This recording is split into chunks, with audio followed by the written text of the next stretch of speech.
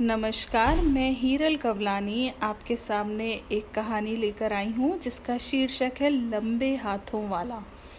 तो आइए शुरू करते हैं। किसी गांव में हरि राम नामक एक व्यक्ति रहता था।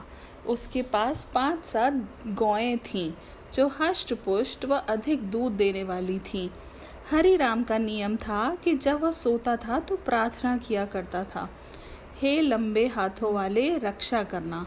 एक दिन एक चोर मोटी तगड़ी गाय चुराने के उद्देश्य से उसकी झोपड़ी के पास आकर छुप गया। संयोगवश एक शेर भी उस चोर से कुछ दूरी पर गाय का शिकार करने के उद्देश्य से खड़ा था। उस रात काफी वर्षा हुई थी और अंधेरा घना था।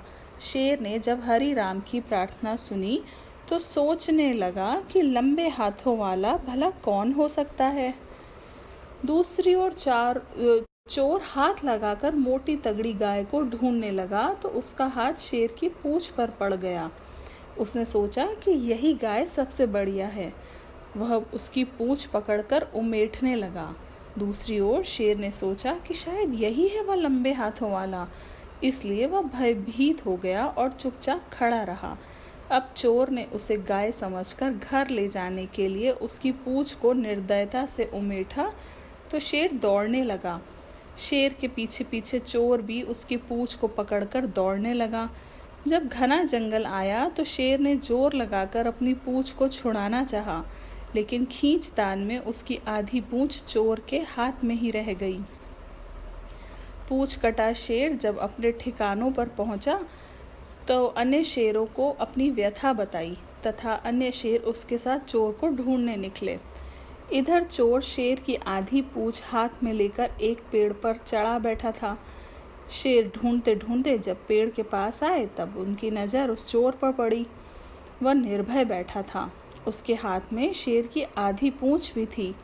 शेर ने उसे ललकारा लेकिन वह नीचे नहीं उतरा। फिर पूंछ कटा शेर सबसे नीचे खड़ा हो गया और उसके ऊपर दूसरा शेर चढ़ गया।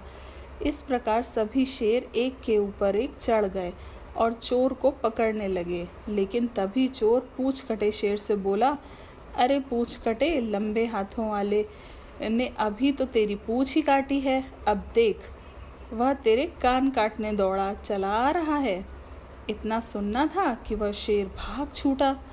उसके भागने के साथ ही सभी शेर भी धड़ाधड़ नीचे गिर पड़े। इस तरह वह चोर जान बचाकर घर लौट आया। तो इस कहानी का क्या सार है?